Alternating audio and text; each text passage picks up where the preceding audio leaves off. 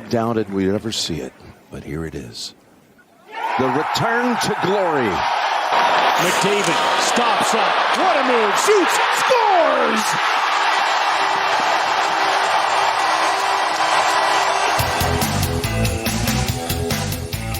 Hey, everybody, and welcome to The Outsiders. I'm Brent Griffiths along with Robin Brownlee. How you doing today?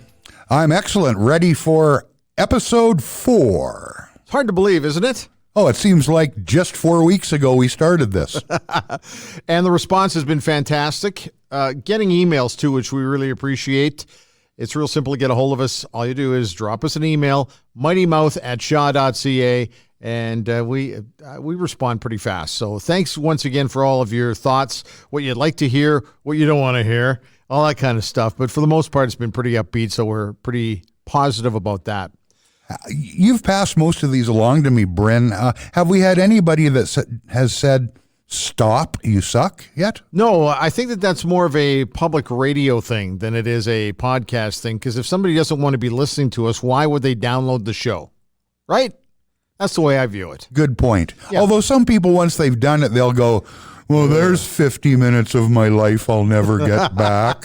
Yeah. No, I'm not too worried about that. Nope. Everybody's been great, so it's been fantastic. Okay, let's dig in. Lots of stuff coming up on the show today.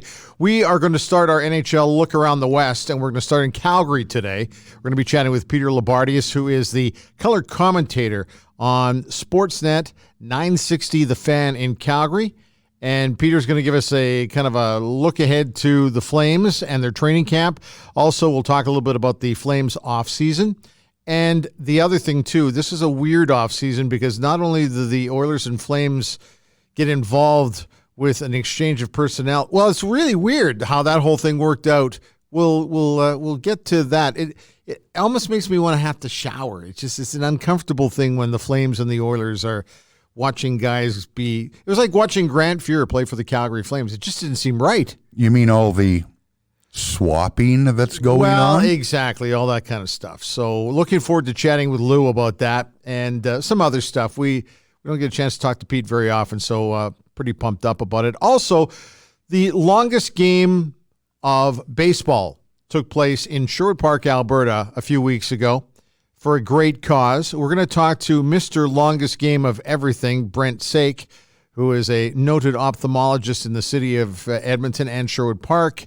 And he's an amazing guy. Yeah. Cancer has touched him. He'll tell us exactly why this longest game of baseball generated over $600,000. And some people who will be listening to us outside of the Alberta region are going to go, well, why would I care? Well, you should, because $600,000 to cancer research benefits everybody, not just the one area.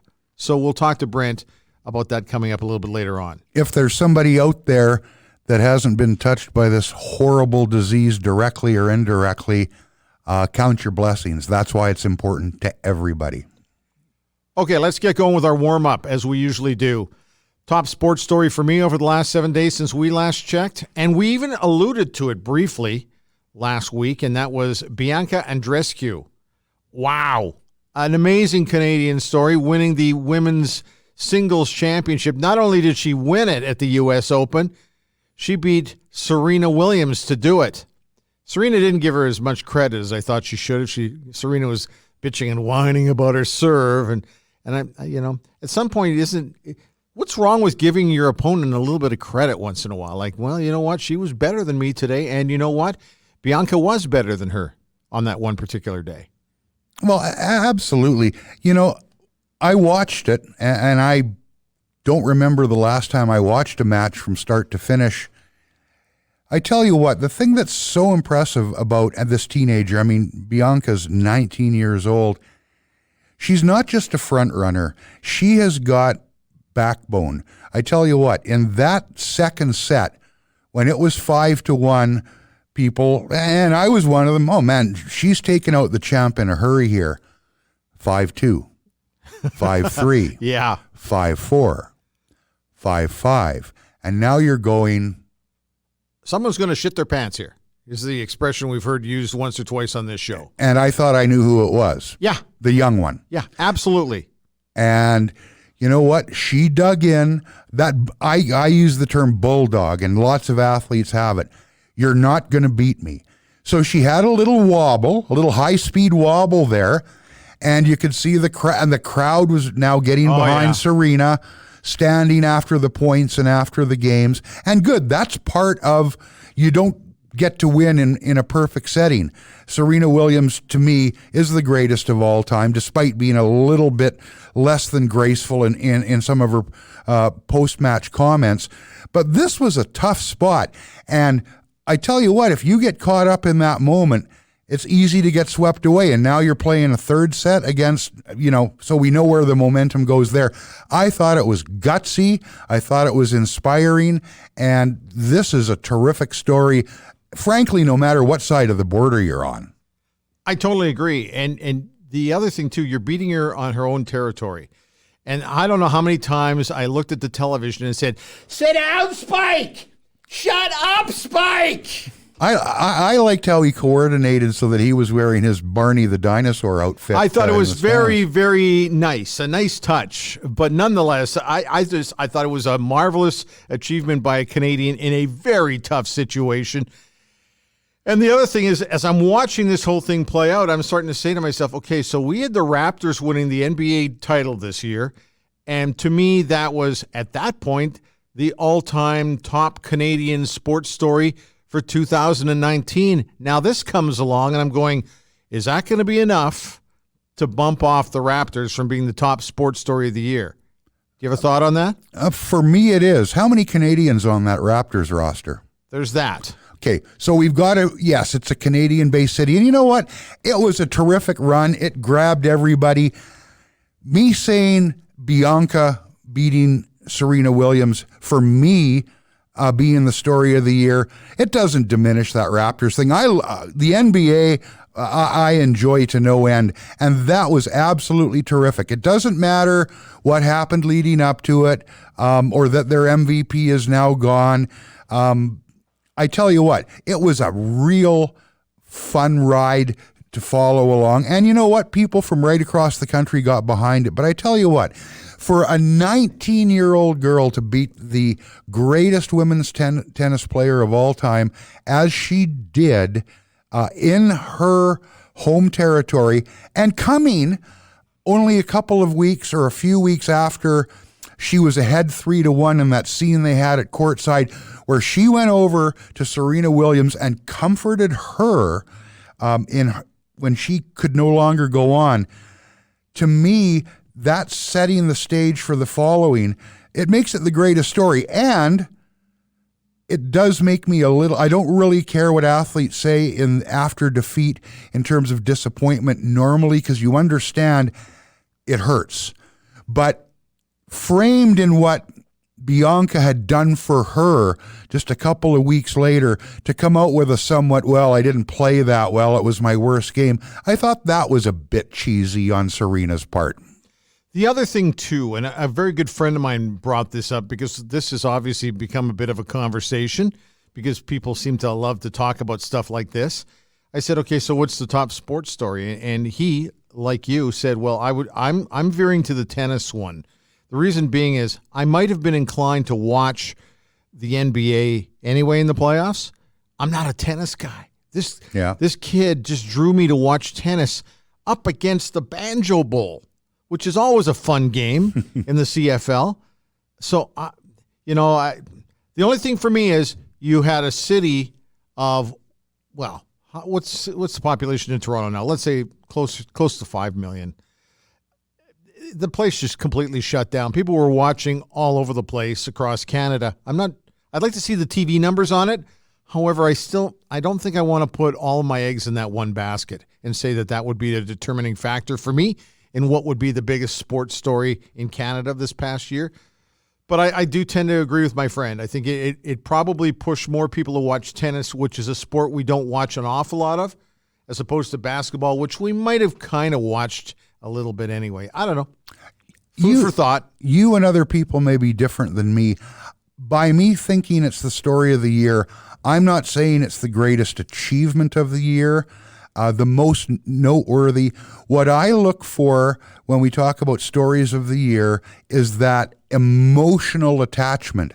And while watching the Raptors win was a lot of fun, and hey, we the North and all that stuff, which became She the North for Bianca, it was a lot of fun. And again, no slight, but for the emotional attachment based on how it set up a few weeks later and having a 19-year-old face the old grizzled vet, to me, that grabbed the feels a lot more than the Raptors did. That's why, for me at least, it's Story of the Year. Your feedback, always welcome. Just drop us an email, mightymouth@shaw.ca. Give us your thought or two or three or four on that particular topic. Okay, let's move over to the Canadian Football League, the CFL West.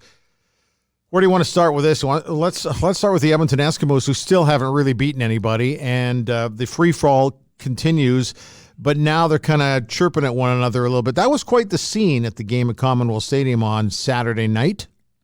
Oh, I tell you what, I understand the heat of the moment, but that still is odd. You see it in practice. I mean, there's training camp fights, which are generally useless anyway. This was not a fight, but the shoulder pad to the helmet and then the push from behind. The thing for me is, again, I get the heat of the moment thing, but in the bigger picture, that's a little bit lack of discipline. And when you have the general manager in Brock Sunderland going down to the sidelines and walking in front of the bench and looking none too happy, he's essentially saying, hey, look, everybody, I'm here. Now, to me, having the head coach standing on the sideline should prevent any of that stuff. And the question for me that comes out of what we've seen with the third straight loss, another loss to Calgary, and a lot of fans feeling, as you just mentioned, they haven't beaten anybody yet, is what about Jason Moss? Whew, do you want to go down that road right now? I think we can, yes. See, here's the thing. If they don't get to the Grey Cup, and I know you and I have talked about this before, they don't get to the Grey Cup game, I don't see him hanging around. I just don't see it, because you still have to sell tickets for next year, and if it's the same old show year after year after year, ticket sales are going to hurt a little bit. I was watching the Pittsburgh Steelers and the New England Patriots the other night. I mean, eventually, at some point, the Pittsburgh Steelers have got to make a coaching change. You can't keep the same person in there time after time after time, do you? Well, I tell you what, when it becomes, we've seen this movie before, that's when it's a problem. Now, I was at the walkthrough this week, and I appreciate Jason's fire. I like passion. But I asked him a question about the previous Calgary game, and I framed it in this way. I said, you didn't really give yourself much of a chance to win this. Your defense didn't get much done. Your offense, for the first time in a long time, wasn't only held out of the end zone from within the red zone, but really you didn't rack up a ton of yards and just not score. And Jason looked at me, and his answer was about 5 minutes with everybody there. Yeah. And he was fired up. I thought we did have a chance. He took what I said literally, as opposed to, you didn't really win any one aspect of the game. I appreciate that. And he was, staring right at me when he answered, and that's good. But I tell you what, when your team is, I would say, consistently undisciplined, not every game, not in every key situation, but an event like this that prompts the GM to come down to the sideline. To me, that's a very strong statement. Yeah. When you are one of the most penalized teams in the league year after year, at some point you say, is this a team that's in control? And a lot of it has to go when things are going well. Coaches get credit, especially the head coach. When things are consistently on the negative side of the ledger, you look at the coach as well. And I don't doubt that Jason Moss wants to win as much as anybody else. I don't doubt his passion for the job. But is he getting it done? And can he survive anything less than getting to a Grey Cup final this year? I don't know. and maybe I'm being a little harsh on Mike Tomlin and the Pittsburgh Steelers, but I just think lately that they just don't seem to be showing me enough. And some of that's got to fall on Ben Roethlisberger as well. You just some of it's going to fall on the coach and some of it's going to fall on the players. With the Edmonton Eskimo situation, I think they've got some hothead players out there that need to do a better job of reining in. There's only so much a coach can do from the sidelines, but I tend to agree with you. I think that at some point the coach is going to get some on him, and we'll see whether or not he gets any on him from this point forward through the remainder of the CFL season. And as for the CFL West, it's becoming very obvious to me now with Bo Levi Mitchell back at the helm, the Calgary Stampeders, I think, are going to very quickly take a comfortable stranglehold on top spot while watching both the games between Saskatchewan and Winnipeg. They split, and I think that that's probably a pretty good indication of these two teams are pretty close. So they'll be fighting it out for third place in the West. Okay, let's get to some hockey stuff, and then we're going to get to Peter Loubardias. Edmonton Oilers got to be very happy because Connor McDavid stepped back on the ice and skated, and by all accounts, he looks like he's okay. Whoa, Bryn. Have we heard definitively from Toronto yet whether McDavid is okay? No, we have not. So it's not really official, is it? No, I guess you're right. Just because people here can see with their own eyes that he can skate up and down, and players who are on the ice against him say he's blown by me as fast as he blew by me last year. No, maybe you're right. Maybe we should wait for the definitive statement to come out of the center of the universe, the big smoke. And did he look happy about being back? That's another big one. You know what, though, in all seriousness, Bryn? Oh, we're not going to go down that road on this one, are we? Because you and I both are at the exact same point on this. Like, they don't know. No. As long as Connor McDavid is ready to go when the puck drops with 2 points on the line. Look, he doesn't have to make the team. It would be good if he got into a preseason game or two just to stretch the wickets and get, back to game speed, which sounds silly when you're talking about McDavid, but back into the flow. But if he doesn't, it's all good. He's not doing those drills. If you watch the footage at that skate, the schedule is the schedule, and I don't see anything or hear anything that leads me to believe Connor McDavid is anything but right on schedule. I also think that nobody owes anybody anything, right? In other words, he didn't have to step up and tell anybody, I'm feeling pretty good this week. No. I'm feeling pretty good this week. Go you know play. what? I'm a little bit better this week. He just kept his head down and did what he usually does, and I have no trouble with that as well. A couple other quick hockey notes. Joe Thornton, another 1-year deal. Unbelievable with the San Jose Sharks. How much more can Joe have left in the tank? The Shark Tank. I just realized that's a bad. I just realized that's a bad pun. We need a zing sound effect there.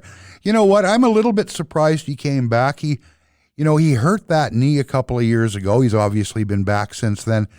Joe's got nothing left to prove as a player. He's not going to win a Stanley Cup with this Sharks team. I don't think they're there. But hey, he's back. Good for Joe. We've said it before, and we can say it again, Bryn. The player calls that shot. Absolutely. Joe wants to play. Go play, Joe. Yep. I like him too. Good guy. The other thing too, very, very quickly, because I don't want to even go down this road because we've done this enough. But the NHL and the NHL Players Association meeting this week regarding the collective bargaining agreement. Sounds like the league is happy with the direction everything is going. Starting to sound like the players are also not having a major issue with it, but it's a simple meeting that they have to have. And so I say thumbs up, go forward, and don't put us through another lockout. It's as simple as that. Okay, you ready to get to Peter? Absolutely. Peter Loubardias. We've known Pete for a very, very long time now. He's the color commentator on the Calgary Flames radio broadcasts on Sportsnet 960 The Fan. Pete has also done his share of play-by-play, and you and I still laugh about the one magical moment for him where, well, you know what? Does this not sum up Pete, this clip? Yes, it does. I think it does. Maybe one last gasp here for the Oilers. Bergeron fans on a pass. Steffen steals and he'll ice it. Oh, at least I thought he was gonna until he blew it. That's unbelievable. Here come the Oilers the other way, and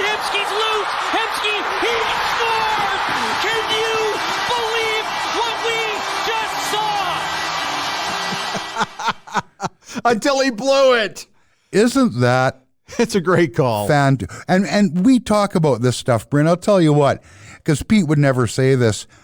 I think it's one of the greatest calls ever, not because it's a Stanley Cup is won or, it decides a championship. But imagine the circumstances. A player with a skate in the blue paint on an empty net, salted away. Okay, that's a comedy clip on the nightcast. If he falls down and the puck doesn't go in, team still wins. But to have the Oilers with that little time left on the clock come all the way back up the ice and score, man, I tell you what, and the call was a great one. That's a tremendous call. He summed it up beautifully. We'll chat with Peter Loubardias when we come back right here on The Outsiders. Pro-Am Sports is Edmonton's home for sports and entertainment memorabilia, featuring unique collectibles and apparel. We've got you and your fan cave covered. Pro-Am Sports, located in Edmonton at 12728 St. Albert Trail and proamsports.ca.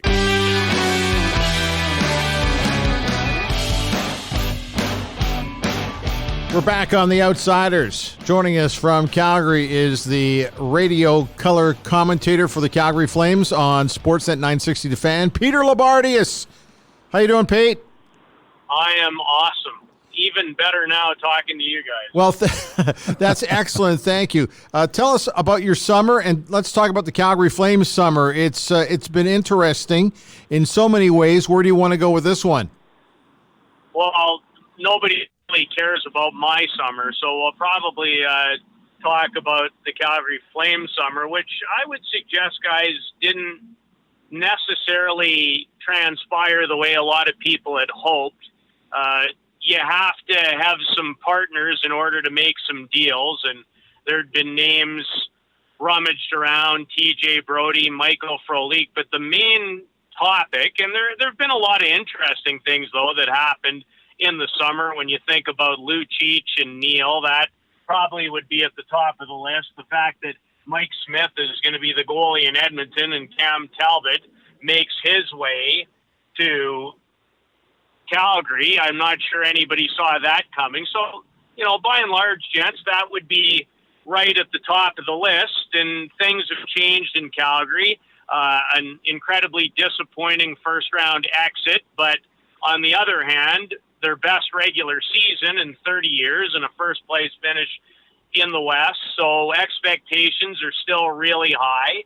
Matthew Tkachuk remains unsigned. So a lot of balls in the air, a lot of optimism, but a lot of what's going to happen next might be the best way to summarize it. Peter, you brought up the fact that we had all this Oiler Flames stuff going on with, you have Neal and Smith coming to Edmonton, and obviously Lucic and Talbot going down to Calgary. It almost makes one feel a little dirty with the way it's all kind of worked out, because these two teams usually don't do this kind of stuff. It doesn't work out this way very often. No, it doesn't. I mean, Steve Staios, by my recollection, Laddie Smead was part of one of those, but in the history of the two teams, no, you're right. It doesn't happen very often. Now, a couple of things, the goalies, that's just the way it was meant to work out. Mike is back with Dave Tippett, and Cam Talbot was looking for a new lease on life, and because of the fact that Mike opted to go in a different direction, the Flames couldn't come back and goal the same way. The Lucic for Neal scenario is one of the most fascinating trades and even more Alberta teams that are involved. No, you're right. Didn't see probably any of that stuff coming, but now really fascinated on all fronts to see where it goes from here. Peter, the Lucic-Neal situation is especially compelling up here. The goaltending is also part of the swap we talked about, but fans up here for the longest time thought getting out from underneath Milan Lucic's contract was going to be impossible. Now, outside of his first year here, it just hasn't worked for Milan in Edmonton, obviously. From the Calgary end of things, what do you think? What's the best case scenario at this point in his career for Milan Lucic in Calgary? Well, I think part of the narrative, Robin, that people aren't talking about enough is, what do you judge someone to be in terms of the point of the career they're at, but what you're looking for? The Calgary Flames aren't looking for Milan Lucic to come to Calgary and score 20 goals. They're not. I personally think Milan Lucic could come here, score you 8 to 10, and be exactly what they need. The Flames have really felt since Derek Engelland parted ways and ended up in Vegas that they have not had a deterrent in their lineup. And we all know, all three of us know, that yes, the game has changed. Yes, if you look at a deterrent as just somebody who's tough and can fight, that's not the same. But here's what never changes in life and in sports: intimidation. And the other thing that doesn't change is we're all a little braver when we go into a bad situation if we have buddies that can help us, bail our tails out of it. And so I can't even really compare them, because I think they're looking, both teams, for two different things. But what the Flames are looking for is they're looking for Milan to be a deterrent. They're looking for him to have a new lease on life. They're looking for him to come into more of a veteran leadership group that, frankly, to be honest, is what he is certainly more used to in his National Hockey League career. And in the case of James Neal, if you're the Oilers, you're hoping that last year was a one-off after 10 consecutive 20-goal seasons. So, people are going to compare them, and they should in a sense, but I don't see it that same way. That's just my own personal take. I can see a situation where both these guys, who also are at a point in their career where maybe the time has just come, and I don't know the answer, you don't know the answer, I'm not sure they know the answer, but it's not the simple narrative that I hear in a lot of different places. I just feel very different about that. I'm with you on that, Pete. I actually think, and wrote here in town, I think this could be a win-win proposition for both teams. Now, take the money out of it. The money, it's spent money. Can Milan Lucic bring the Flames something that they need? The answer is yes, and it does matter, like you said. Milan Lucic can calm down a situation just by looking at somebody. Some people might not want to hear that. Oh, it doesn't show up on my spreadsheet, so it can't be true. It matters. If James Neal is going to have a bounce back year after 10 years of 20-plus goals, I would think he's got a pretty good chance of doing that with Connor McDavid and Leon Draisaitl, Ryan Nugent-Hopkins up front. This could be a situation, again, it's spent money, where both teams get what they want. Yeah, I'm with you. That's exactly how I read it. And as I alluded to earlier in my previous answer, I think both teams are looking for different things. And because that's the case, then, in this world now of analytics and everything equates to a number, and if you don't have this number, you're no good or you're not valuable. I'm sorry, building a team that can win requires way more than just what somebody's numbers are at the end of the year. I know it's where everybody wants to look in this new fantasy way of looking at sports, but you can call me old, you can call me grumpy, you can say that my time has passed. I'm sorry. Hockey is still about being a team, and teams involve humans and dynamic and confidence and all of those things. And I sure as hell still haven't seen a graph that measures that. When you start giving me those, not to say there's not a place for all that stuff, because there is, but you can't measure some of those things. I got to ask you, though, what happened with James Neal last year? I've heard a lot of excuses, but what's your assessment of what happened really? What really went on down there?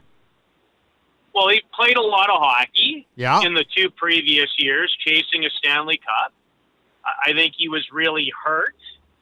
I think he was at a point where he came in. There would have been a lot of talk about him playing with Gaudreau and Monahan. that didn't happen. And to be honest, and I'm a big James Neal fan, that was on him. Elias Lindholm just played better from the preseason on and had a great year. And, you know, it didn't necessarily start well in a couple of cases. And here's the other thing that happens, Bryn. I think it's really hard in life when you've been really, really good at something for a long time, and all of a sudden it's not working. Yeah. Now you're questioning yourself. You probably felt right off the hop like maybe you were sold a bit of a bill of goods. Hey, as we all learn in life when things change and we have some pretty big bumps in the road and things don't work out, the one person we better take a long look at is us. And that's not easy to do. And Pete, the other thing too is you got to find a way to reinvent yourself many times, yes, right? Yes, you do. And you have to be honest with yourself, and you can't blame other people for the fact that things aren't going your way. And I'm not saying James did. Right. But what I am saying is, in life, if everything is going your way, and yes, everybody's got minor blips and bumps in the road, but wouldn't last year have been he scored 6-7 goals. Yeah. After doing what he'd done year after year. You know, let's not forget, I personally believe it's way harder on people who lose their confidence, who have never really had to question, than it is for people who have kind of been the grinders and the battlers, because they're used to it. And the more experienced and the more used to it you are, I think it's easier to handle. So it didn't start well. It didn't end well for him. He never found it. Now, he's a proud guy, and Edmonton is banking on the fact that this was a one-off, and we'll see how it goes. Peter Loubardias is joining us today on The Outsiders from Calgary. We appreciate his time. Let's get to Matthew Tkachuk's situation, because this is obviously a big signing, but you got to be really careful with this one, because this could really set a benchmark, a dangerous one. Yeah, it does. And, you know, Matthew's a different player. He gives you all the elements. He's one of the most savvy, smart hockey young people I've been around for a long, long time. He grew up in the business. He knows it. He knows every aspect of it, including the financial side, the business side, thanks to his father. And, you know, and he loves the game. So he's going to get what he thinks he needs to get. He's very savvy in every way, shape, or form. But the team, as most teams, they don't have, you know, exactly what he wants. They have to make a good decision. They have other really good players, i.e. the reigning Norris Trophy winner, Mark Giordano, who's done a lot, is making 6.75. You have Johnny Gaudreau at the same level. You got Sean Monahan. Again, if they were up for contract now, their world would be different. It's not. I think, you know, the team understands that. You have to pay based on the market. But, you know, and I'm not very darn good at marriage, so I should be the last guy that talks this way. But in this day and age, I will say this to you. When you marry somebody long-term and for a lot of money, you better get it right. Because when you don't, now you've got big problems. Let's talk about that, Peter, because, you know, it's easy to sit back and go, well, you know, kids these days, they make too much money, blah, blah, blah. I think that's bullshit, because there are guys who get paid based on the market, and the market is what it is. We don't have to like it. But there is a dynamic that comes along with that. Whether you're the Edmonton Oilers with McDavid and Draisaitl, whether you're the Toronto Maple Leafs, or whether you're the Calgary Flames. And it's this. I love it that kids cash in. Take the money after their entry-level deal. But when you're going from $980, $975 to 7 times 8, 8 times 8, 9 times 8, it comes awful fast now, a lot faster than it used to, and good for the kids, but I'm not sure if it's good for the teams. I'm not sure it's always good for the kids. And what I mean by that is, again, they're not just hockey players, they are people. And when you are making that kind of money, have that kind of responsibility, have that kind of expectation at 19 and 20 years old, you're skilled, you're incredibly gifted, but depending on what you want and what your team wants, and I think most teams still are in the business of wanting to win the Stanley Cup, hey, there's a lot of cases around the league, and you guys know it well, in Edmonton. Just because you have every skill on planet Earth doesn't mean you're completely ready to have the keys to all that goes hand in hand with the Jaguar on the Autobahn. And that's not Connor McDavid's fault. That's not Austin Matthews' fault. That's not Matthew Tkachuk's fault. I'm sorry, that's reality. To be a good team, you need leaders, and you need people who have been there and understand. And I'm sorry, and they are special people. This RFA class right now, McDavid, I mean, these are some incredibly blessed, talented players. But there's more to driving the ship than just being a talented hockey player. And that's the part of it that I don't think personally is talked about enough. And in some ways, I'm not sure it's valued enough. And on top of that, because of the way the salary structure is and everybody's paying the young people, you know what it does? It squeezes the more veteran 29, 30-year-olds out. They can't have jobs in the league anymore, and they're looked at as elite. But where do you think generally that understanding and that the knowledge and the ability to pull people together comes from? That usually takes time. That's part of what's missing. And I'm fascinated to see how it all transpires when teams continue to try to build their teams in order to win a Stanley Cup. Glenn Sather once said, you know what, it's easy. Well, I guess it might have been easy for him back in the day when Barry Fraser was in his heyday finding players. But finding great, talented players, it's almost the easiest part. The toughest part is the chemistry, getting the chemistry right to make sure that you have the correct pieces on that team at the correct time. You take a look at the Edmonton Oilers back in the 80s, and they pick up Willie Lindstrom from the Winnipeg Jets or Yaroslav Pozar. Guys like that, the role players just seem to be the right guys to go with the talented guys. It's more than just having great talent, is it not? Oh, it is for me, and I think it always has been, and I think it always will be. But, you know, look now at a lot of situations. You know, we're handing the captaincy over to, because you're the best player, that means you're the best leader? Yeah. No, it does. No, it doesn't. No, yep. But that's the way, you know, look at all our businesses. You know, that's not the case. Just because you're the most talented doesn't mean you know how to win. Doesn't mean you know how to pull people together and glue it all together. No, that's a lot to ask of young people. But, you know, again, we just go now instead of you had to be more of a veteran and a presence and understand and go through it, now we just, here, you take the C and you'll figure it out because you're good. Well, maybe you won't figure it out because maybe you're a really good hockey player, but, you know, you couldn't lead a one-car parade. Well said. You know what? And Milan Lucic caught some shit for it. People were taking what he said, referring to Zdeno Chara in Boston and having that experience. Oh, it's a shot at Connor McDavid. You know what?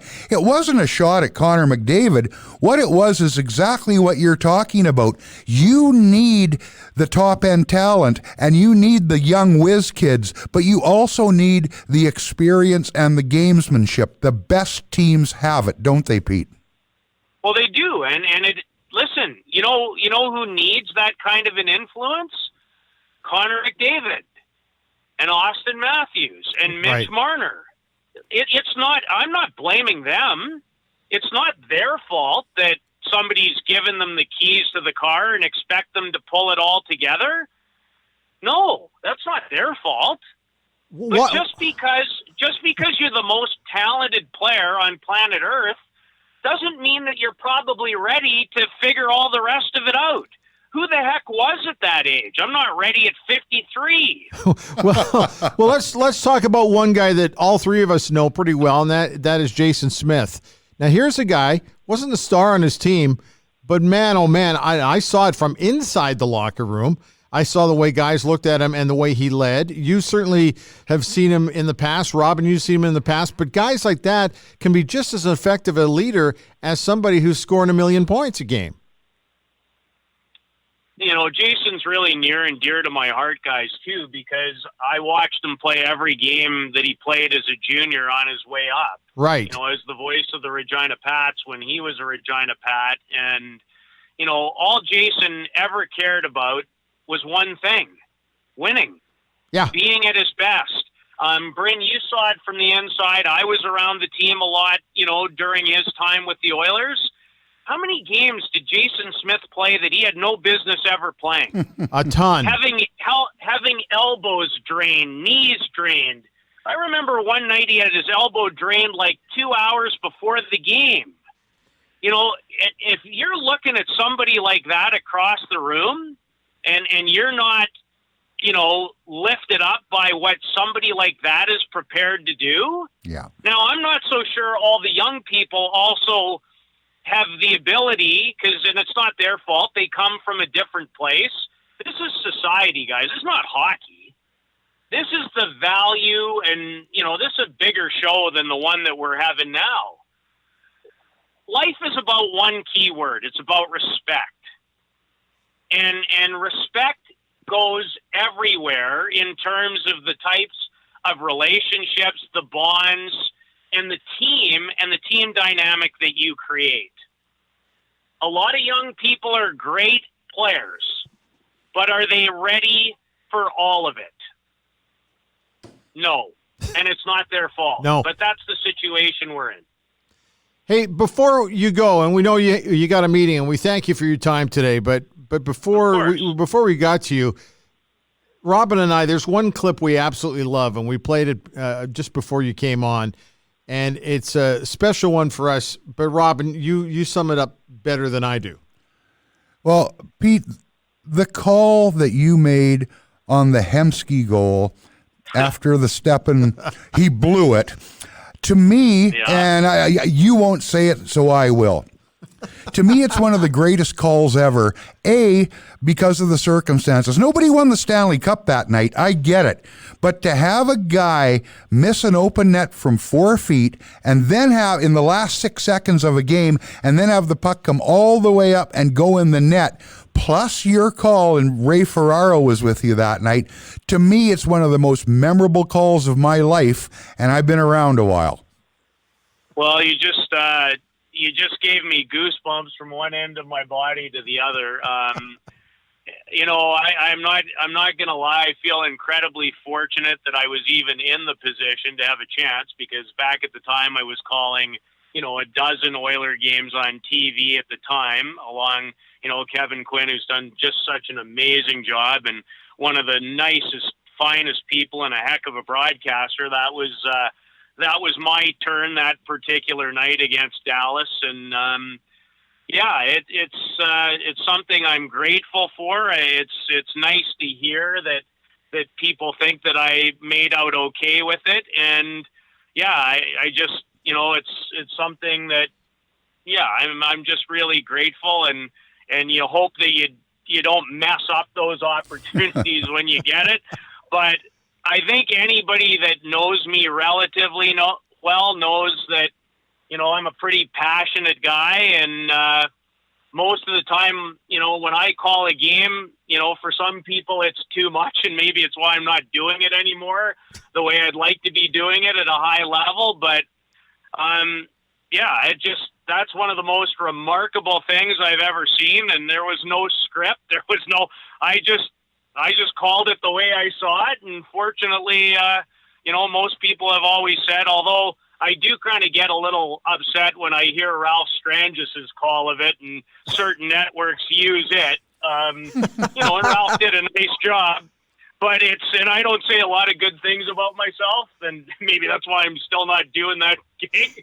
But I think that one went okay. No, that was better than okay, my friend. And listen, thanks for your time. We love having you on because you're good people. Yeah, well, you know what? At this point in my career, it's all about good people, and right back at you. The three of us, we have some great memories and good berries in Dallas and a lot of great days, Robin, with you at the rink. And it's funny, the older I get, and still every year you're slugging it out in this business when you're a little older, hoping for the next one. But I've never been more thankful of my journey and the people that I met and got to work either with or beside along the way, because I've been pretty blessed and pretty fortunate, so thank you guys. Okay, before you go, because you brought it up, and I know you're late for your meeting, the good berries story, quickly tell everybody what you're talking about there. Well, some guy named Bryn Griffiths, who was in a very different position, we were covering the playoffs in 1998. The Oilers were in Dallas, not the year that they won the series, but the next year, right after they upset Colorado. We were in a pretty highfalutin joint to eat. I had about $8 to my name. Your per diem was a little smaller than mine. It was. That's true. And I think at that point in time, like now, being the world weight gain and weight loss champion, I was concerned about what I was eating at the time. So I couldn't find a good option. So I had to go for the fruit. And the berries were about $700 at the time. At the time, I think they were $8. So while everybody was eating soufflés and delicious ice cream and pies and cakes, I had these $93 mixed berries, and we've been joking about it for 30 years ever since. Fresh seasonal berries. I can still see it on the steakhouse menu. It was pretty fantastic. It was a great day, though. It was a great night. Oh, yeah, we had a good time. Hey, listen, thanks for your time, and we'll check in with you during the season, okay? Okay, anytime, guys. Thanks, Best of luck to you on this new venture. Thanks, Peter. Talk to you later. Joining us right now is Mr. Longest Game of Everything, Brent Saik. How are you, Brent? Good. How are you doing? Thanks for having me. No, thanks for coming on and talking with us. I was out at the longest game of baseball not long ago, but a few weeks ago, and watched the great work that you and the guys were doing on the diamond out in Sherwood Park, Alberta. Generated over $600,000 for cancer research. Congratulations on everything. How did it go for you? Oh, it was good. Weather was good, which is always a concern. It's kind of weird because in the wintertime, if it's cold, it doesn't matter because you just dress up warmer. But if it rains and there's thunder, that's a big problem when it comes to baseball. But it turned out good. We got a little bit of rain, and wind kept the mosquitoes away, and people kept visiting, so we made money. It was awesome. Well, Brent, this whole initiative that you've undertaken, people are very familiar with the world's longest hockey game, and now you've had a couple of baseball games. It's unbelievable, whether it's the hockey or the baseball, the group of people that go out there, they strap on the equipment. It doesn't matter whether it shifts or not. This is an unbelievable event in terms of the endurance and the dedication it takes to pull off, isn't it? It is. And as you say that, I get nervous thinking how little shape we were all in doing it. But it's a process of people with big hearts. They're all out there for the same reason. They have family that have died of cancer, and that's the unfortunate part of being able to play is you have to have well, we'd love it if everybody had a great tie to cancer, but most of the people playing don't have a very good one, and that's what kind of keeps you going and makes it easy. I'm actually in a vehicle right now, and we're going to look at lights and see cans for the baseball diamond I'm building at home. And for me to ask friends for help is an easy thing, and everybody just just get it all done. Brent Saik joining us on The Outsiders today. Brent, let's back this up a little bit because there'll be some people listening to our podcast who have not heard of you. They don't know what you do for a living. Tell everybody what you do and also why you started the longest game of hockey. The longest game of hockey started where I grew up actually playing baseball, and my first wife, Susan, we built a house out in Sherwood Park, outside of Sherwood Park, and said I wanted to build a hockey rink because I've never played hockey before. So we did that, and then it just sort of happened that we were talking about the game that happened in Red Deer at the time, that they played the longest hockey game on the pond there. I figured we could do it and raise some money for my dad who died of cancer.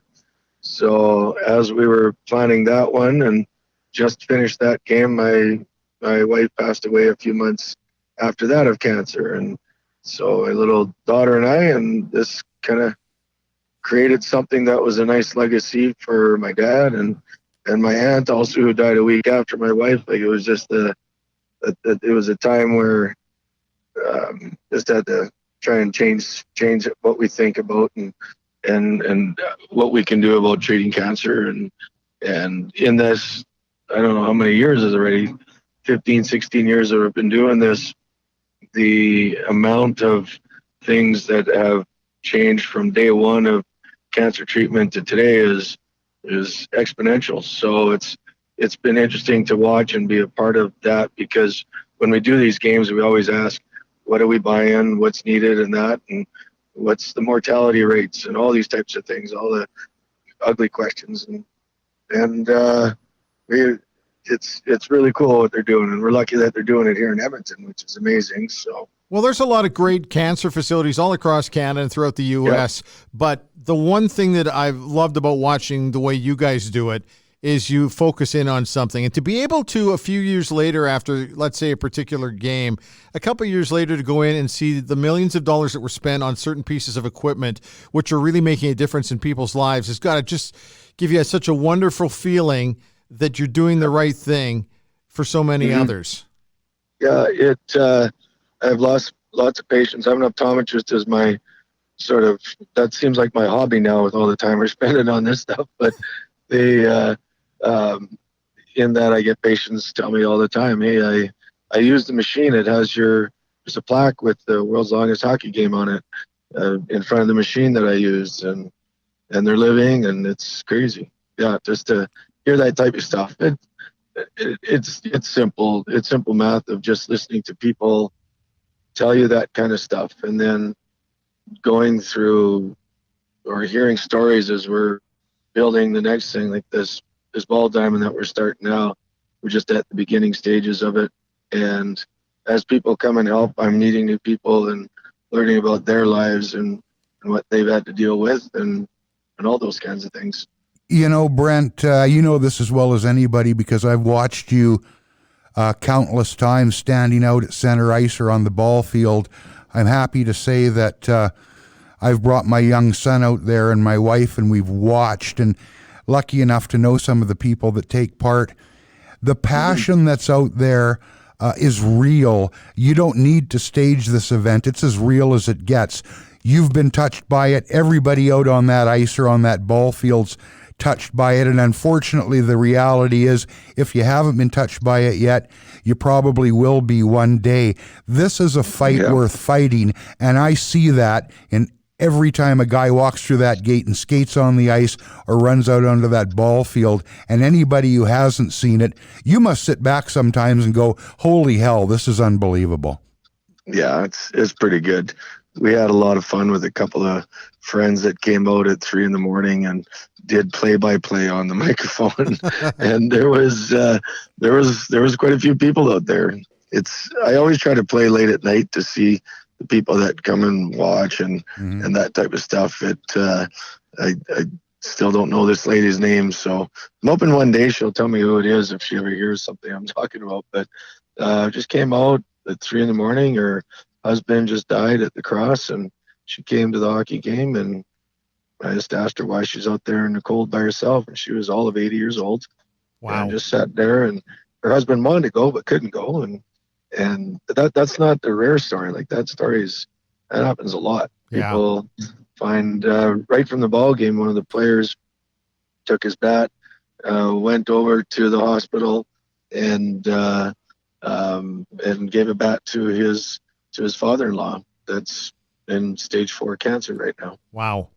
I'm involved with the Cross Cancer Institute golf tournament, and that we do a Toast of the Town event, which we did this year. And we also did just over $600,000. But, when you start adding everything up with your $600,000, we can really make a huge difference through the Cure Cancer Foundation. Yeah. This Cure Cancer Foundation thing started roughly about a year ago. And it's basically a volunteer-driven foundation is kind of how the questions all came about it, which is amazing. So there's some great people. They asked me to see if I'd like to get involved in that, because what it allows us to do now is, and I'm not knocking any foundations, but it's sometimes difficult to get through some red tape and navigate through the economics of foundations. That's just the cost of fundraising, and I think we all need to respect that. And what the CCF is able to do now, though, is to say, like an event like mine, we raised about $600,000, I think it was, and out of that, exactly $600,000 went to exactly where it was supposed to. The cost of the event was split up between the 56 players and other people. We had some sponsors and stuff that, brought us a tent and did some things for us and that type of stuff. So it was one check in and one check out, and it went to where it was supposed to go. It was a piece of cake. Love it. Quickly. Yeah. What's up next? Hockey coming up again? 2021, we're playing again. All right. Take a breather, man. You deserve it. Thanks for your time. Thanks for your time today. We appreciate it. Thanks, Brent. Thank you very much.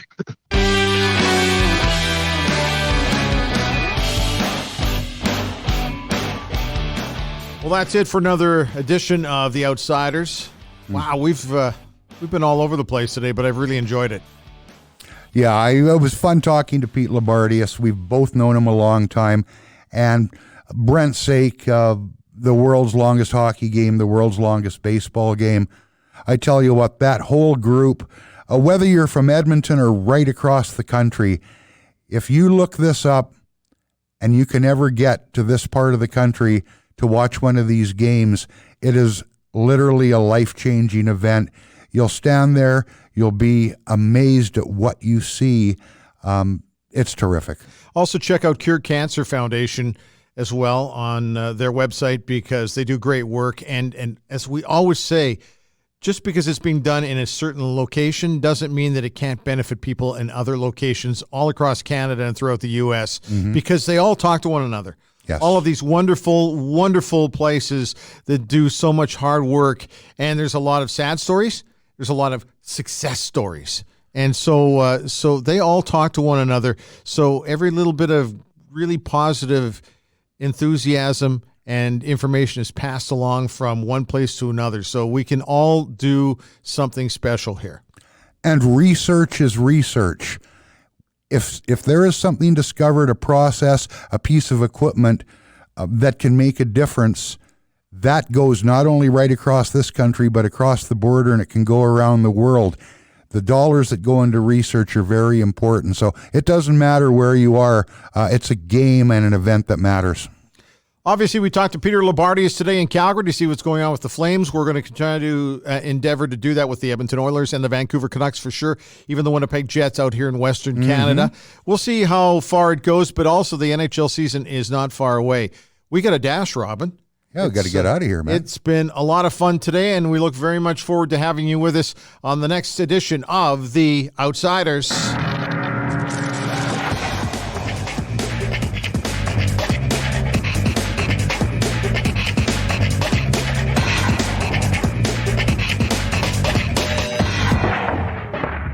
Proceeding was recorded earlier because we were ashamed to do it now.